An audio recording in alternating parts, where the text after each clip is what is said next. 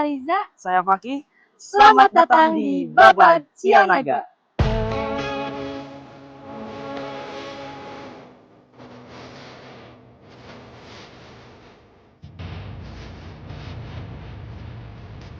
Ini adalah desa Cianaga.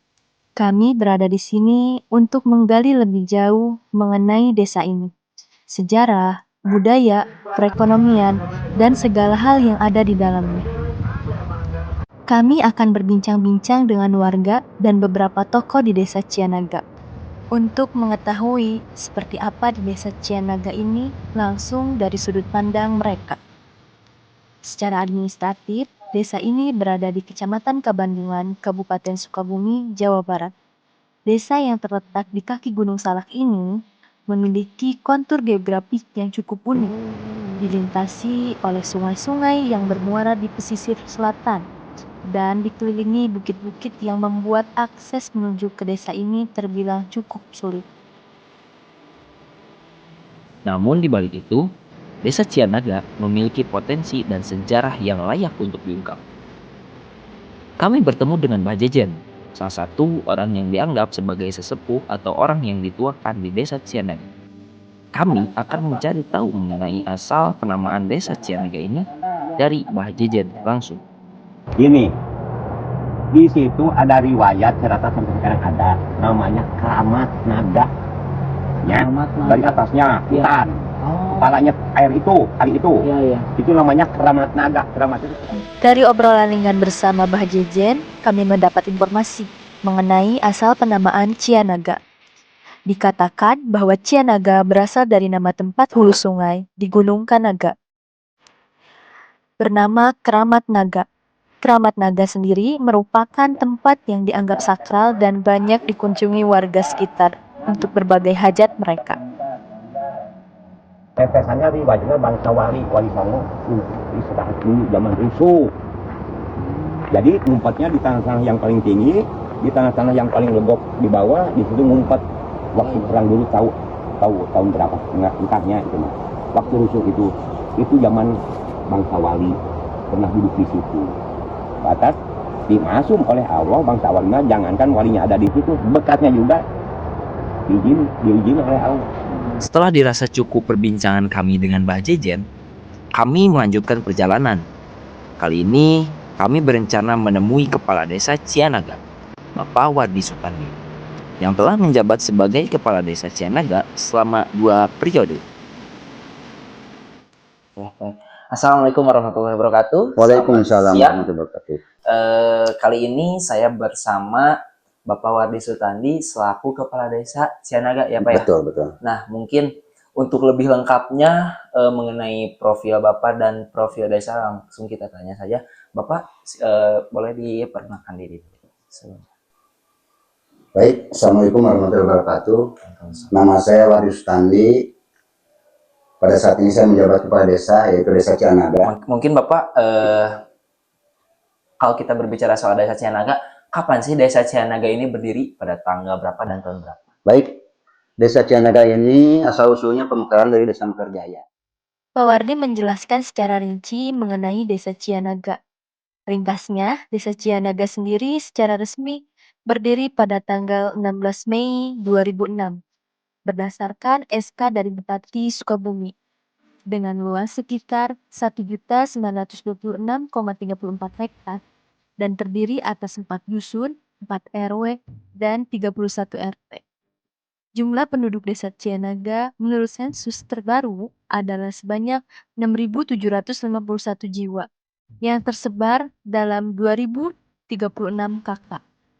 Pak Wardi juga memberikan informasi mengenai batas-batas wilayah Desa Cianaga, yaitu di sebelah utara berbatasan dengan Desa Mekarjaya, sebelah timur dengan Desa Tugu Bandung, selatan dan barat dengan Desa Gunung Malang dan Kecamatan Cikidang.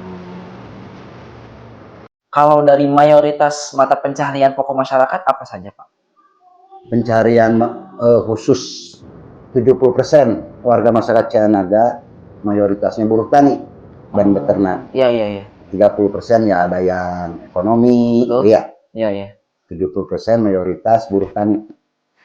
Dari hasil pertemuan kami dengan Pak Kades, kami mendapatkan informasi seputar profil umum Desa Cianan, mulai dari luas wilayah, letak geografis, dan lain sebagainya. Ini membuat kami semakin ingin menggali lebih dalam lagi, mengenal semua hal tentang desa ini. Perjalanan masih berlanjut. Kali ini, kami menyambangi kediaman Pak Aep Komarudin, salah satu tokoh yang menjadi pelopor pemekaran Desa Cianaga. Kami ingin bertanya dan menggali informasi yang lebih dalam mengenai pemekaran Desa Cianaga. Atas nama Aep Komarudin, aslinya cuman biasa panggilan iya nama UNED. Tahun 2000 di situ baru warga masyarakat ingin desa dipekarkan. Awal permulaannya mencalonkan diri atas nama Pak Wardi Sutandi yang kepala desa sekarang. Di sana nggak dapat awal permulaannya di situ. Kami berkesempatan mendengarkan penjelasan dari tokoh masyarakat, Pak Aep Komarudin, yang menceritakan asal-usul pemekaran Desa Cianaga. Beliau menjelaskan bahwa dulunya wilayah ini merupakan bagian dari Desa Mekarjaya. Karena pertumbuhan penduduk dan kebutuhan pelayanan yang lebih merata, akhirnya masyarakat mengusulkan pemekaran. Setelah melalui proses musyawarah dan persetujuan pemerintah, Desa Cianaga resmi berdiri sendiri. Orang yang terlibat dalam pemekaran. Iya, saya sendiri. Iya, iya. Ada 3 orang yang sampai tuntas itu, yaitu Bapak Odang Abidin, Ya. sareng Pak Otah. Oh, Pak Ota. Ya, Pak Otah. Itu 3 orang Iya, iya. yang menjadi pelopor pemekaran Desa Cianaga. Cerita mengenai pemekaran Desa Cianaga yang dijabarkan Bapak Aep Komarudin membuat kami terkesan. Kisah mengenai perjuangan warga Desa Cianaga untuk pemekaran desa, mereka membuat kami sangat termotivasi. Namun, kami masih penasaran dengan cerita pemekaran Desa Cianaga. Untuk itu, kami melanjutkan eksplorasi kami guna mencari titik terang mengenai pemekaran Desa Cianaga. Tujuan kami selanjutnya adalah Api Odang.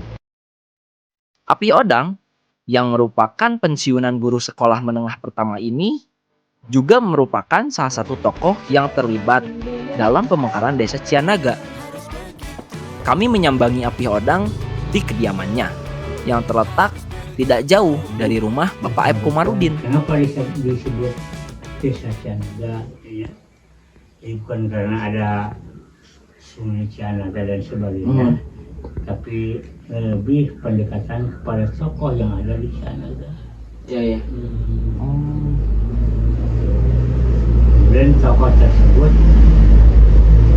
kita sebagai pendatang ataupun sebagai penduduk Desa Cianaga abadikan tokoh tersebut karena beliau yang di kampung Cianaga. Namanya adalah Kipaus. Api Odang banyak memberitahu informasi terkait pemekaran Desa Cianaga. Berdasarkan pengalaman yang beliau alami langsung sebagai salah satu tokoh pemekaran desa. Di samping itu, beliau juga menceritakan kisah salah satu tokoh legendaris di Desa Cianaga, yakni Kipaus Sawiyah. Dikisahkan, Kipaus Sawiyah merupakan seorang tokoh yang sakti mandraguna.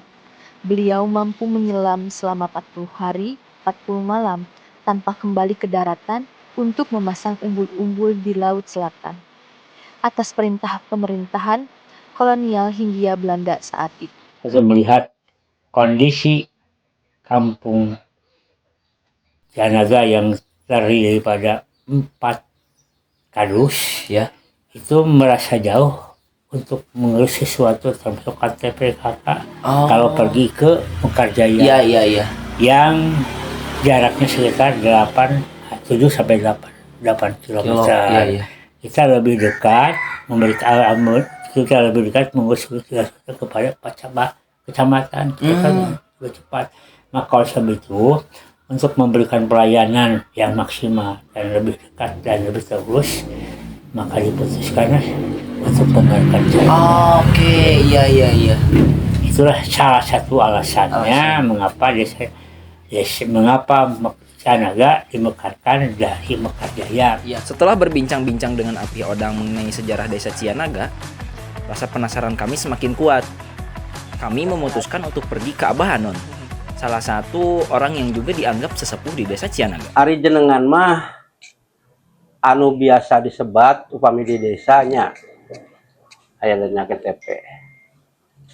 Anon Sumarno ari disebat mah.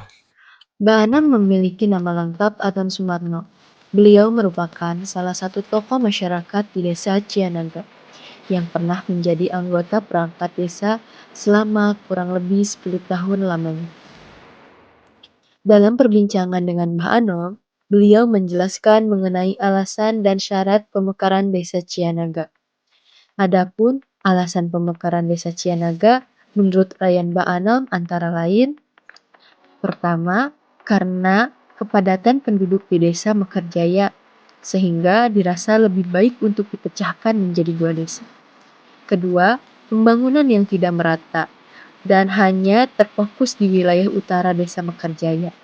Ketiga, adanya keinginan yang kuat dari masyarakat Cianaga untuk memekarkan diri. Masyarakat desa Cianaga teh hoyong dimekarkeun gitu maksudna. Hoyong dimekarkeun. Jadi awalnya mah desana desa Mekarjaya, malahan desana mah desa bukan Mekarjaya tadi nama Cihamerang gitu. Pan pemecahan desa Cihamerang teh dipecah jadi bagi 2. Jadi jeung desa Pamengpeuk gitu. Pamengpeuk dibagi 2. Jadi desana teh desa Mekarjaya teh desa pemekaran. Itu desa pemekaran jadi bagi 2. Jadi desa Mekarjaya. Terus desa Mekarjaya dipekarkeun deui. Dan nyata hayang dipekarkeun gitu jadi hayang gaduh desa lah di Cianaga. Jadi 2 jadi desa Cianaga gitu. Mbah Anon juga menambahkan mengenai syarat pemekaran desa yang diberikan Bapemdes saat itu. Di antaranya, yang pertama, desa yang ingin dimekarkan harus sudah memiliki bakal balai desa. Yang kedua, telah memiliki bakal calon pengisi, struktur, dan pemerintahan desa. Yang ketiga, adanya kesiapan dari masyarakat di desa yang akan dimekarkan. Selain berbincang mengenai pemekaran desa, obrolan kami dengan Mbah Anon terus mengalir hingga membahas hal lain, yakni mengenai 2 tempat keramat atau sakral di Cianaga, yaitu Gunung Kanaga dan Gunung Batu. Saur sepuh kapungkurnya. Jadi eta teh patilasan Prabu Siliwangi. Eta teh gitu. Emang dari keur kapungkur mah gitu nya. Hiji jalemana masih keneh kumahanya resep gitu. Anak kadua meureunnan aya oge hikmahna kitu tidinya nya. Nya mun cara teh mah sok dijarahan gitu. Kapungkur maka Gunung Batu teh. Terus nomor kedua aya deui di ditu di Cianaga. Tah Cianaga teh sajelasna riwayatna ti asal Kanaga eta teh. Cianaga teh. Jadi anu harti desa Cianaga teh henteu aya baturna gitu. Mangga we pang milariankeun di antara sakabupaten Sukabumi aya teu nu ngaran desa Cianaga atawa nu ngaran pohangan Cianaga nya. Asana wae kitu teu aya gitu nya. Nah eta teh nunggal gitu. Cianaga teh saur sepuh mah gitu. Tadi dinya teh aya di patilasan cenah saurna patilasan para wali. Setelah bertemu dengan Mbak Anon, kami rasa kami masih membutuhkan 1 orang narasumber lagi untuk kami ajak diskusi mengenai desa Cianaga. Terakhir, kami melanjutkan perjalanan dan menemui Pak Ustadz Adi Renaldi. Beliau seorang guru ngaji sekaligus tenaga pengajar di salah satu sekolah menengah pertama di desa Cianaga. Bersama Pak Ustadz Adi, kami akan berdiskusi mengenai kultur keagamaan di desa Cianaga. Boleh sebelumnya, boleh diperkenalkan dulu dengan dan juga sama sebagai apa Bapak di desa Cianaga ini? Oh ya. Assalamualaikum warahmatullahi wabarakatuh. Waalaikumsalam. Sebelumnya langsung aja ya. Ya, Pak. Perkenalkan, nama saya Adi Renaldi. Mungkin kalau di sini mah sebagai apa ya? Kalau Ustadz bukan mungkin ya. Pemuka agama mungkin ya, bisa dibilang. Ya mungkin kalau masyarakat mah menunjuknya seperti itu. Ya. Iya. Nah, mungkin kalau dari sudut pandang Bapak sendiri, Bapak melihat desa Cianaga ini dalam sudut pandang, bisa dibilang sudut pandang tokoh pemuka agama itu seperti apa, Pak? Kalau tokoh pemuka agama khususnya ya, agama Islam ya. Ya, betul. Ya karena emang di sini mayoritas bukan hampir 100% emang agama Islam. Ya. Tokoh agamanya alhamdulillah mungkin kalau dari sudut pandang pribadi sebagai dilihat dari pengalaman nyata juga mungkin alhamdulillah tokoh-tokoh yang ada di Cianaga insya Allah mungkin mumpuni ya, banyak emang rata-rata juga lulusan dari pondok pesantren. Sepengetahuan Bapak nih, Iya. awal mula bisa dibilang sepengetahuan Bapak, awal mula agama Islam masuk ke desa Cianaga sendiri seperti apa, Pak? Awal mulanya sebenarnya kalau dulu ya, mungkin, tapi saya juga kan usia belum tua-tua amat. Ya. Mungkin kalau kita lihat ke belakang, emang di sini rata-rata pemahaman orang dulu itu kayak ke Sunda Bibitan. Dulu mah. Jadi banyak orang tua emang yang sedikit lah paham agama. Ya. Cuman proses masuknya Islam ke Cianaga ini mungkin pas awal-awalnya itu Bapak Koko ya. Kalau di sini terkenalnya Bapak Koko. Cuman beliau orang lemah duhur. Lemah Duhur itu dusun. Orang lemah duhur. Dusun berapa ya? Pokoknya lemu yang ini. Mau ke Riau bukan? Iya. Iya kan itu ya? Iya di sana. Iya. Jadi kuburan orang yang pertama kali menyebarkan agama Islam memang di sana. Pak Koko. Iya, Pak Koko. Kalau di sini mungkin yang lebih cenderung untuk penyebarannya atau masuknya mungkin yang sangat berpengaruh Api Odang. Kalau di Cianaga mah salah satunya ya. Salah satu beliau. Jadi paling berpengaruh se-Cianaga memang beliau. Api Odang. Iya, Api Odang. Mungkin dulu ada yang membawa Islam cuman lebih menyeluruhnya sama beliau, sama Api Odang. Dari hasil diskusi bersama Pak Ustadz Adi Renaldi, kami mendapat informasi mulai dari sejarah dakwah agama di desa Cianaga hingga pengamalan agama dan kultur masyarakat Cianaga yang tidak bisa dilepaskan dari agama Islam. Sebelum Islam masuk ke Cianaga, kepercayaan masyarakat Cianaga didominasi oleh kepercayaan Sunda Wiwitan. Kemudian pada saat itu, Islam mulai masuk ke Cianaga. Salah satu tokoh pendakwah Islam di Cianaga pada periode awal adalah Bapak Popo. Kemudian dakwah Islam dilanjutkan oleh mubalik-mubalik pada generasi selanjutnya. Nah, Bapak terakhir mungkinnya sebelum itu pesan Bapak nih terhadap bisa dibilang entah itu anak-anak mudanya atau bahkan masyarakat-masyarakat yang lainnya, pesan Bapak terhadap mereka untuk bisa dibilang menyadarkan lagi pada agama Islam seperti apa, Pak? Ya, pesannya. Ya, pesannya mungkin lebih lebih menekankan persatuan. Ya. Pesannya supaya ya emang kan Islam itu seperti zaman Kangjeng Nabi. Pengennya seperti itu, ada muhajirin, ada ansor. Ya, betul. Nah, untuk anak-anak muda di Cianaga harapannya seperti itu. Jadi ada sahabat-sahabat yang emang mendorong untuk kemajuan Islam. Kan rata-rata di zaman Rasulullah anak-anak yang mendorong atau sahabat-sahabat yang mendorong kemajuan Islam itu kan rata-rata para pemuda ya. Ya, betul, mungkin betul. Harapannya itu untuk anak-anak muda atau masyarakat Cianaga khususnya gitu, umumnya. Kultur masyarakat Cianaga sendiri tak bisa dilepas dari agama Islam. Hal ini terlihat dari acara-acara yang rutin diadakan, seperti Maulid Nabi, Muharraman, bersih-bersih menjelang puasa, dan lain sebagainya. Dalam praktiknya, pengalaman agama oleh masyarakat Cianaga terbilang kuat. Masyarakat Cianaga memegang teguh syariat agama sebagai pedoman hidup mereka dan antusiasme yang tinggi pada tradisi keagamaan di Desa Cianaga. Desa kecil yang indah, asri, dan dipenuhi orang-orang baik dan inspiratif. Desa yang menjadi potret wajah Indonesia yang sesungguhnya, kekayaan dan keindahan alam, keramahan dan kehangatan warga, senyum dan keceriaan selalu disebar di setiap sudut desanya. Budaya, moralitas, dan etika yang kuat mengakar dan dijunjung luhur oleh setiap warganya. Harapan kami, semoga desa ini abadi dalam warnanya, hangat dalam cintanya. Semoga desa ini bisa terus tumbuh berkembang, maju gemah ripah loh jinawi, selaras dengan kemajuan zaman dan budaya, adiluhung warisan para pendahulu, serta tercapai segala harapan dan cita-cita seluruh masyarakat Cianaga.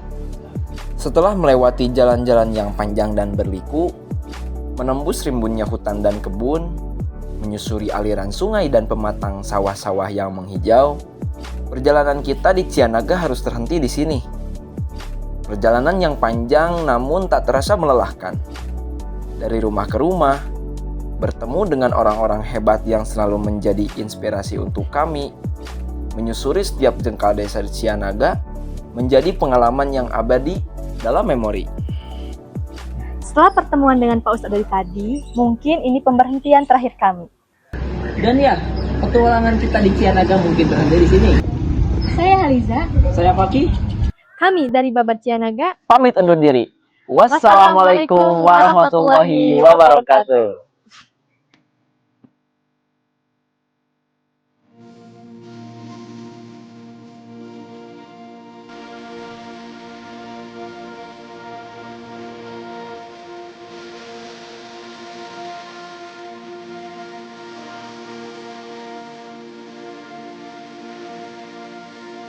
Cianaga Berdaya, Artinya mahasiswa.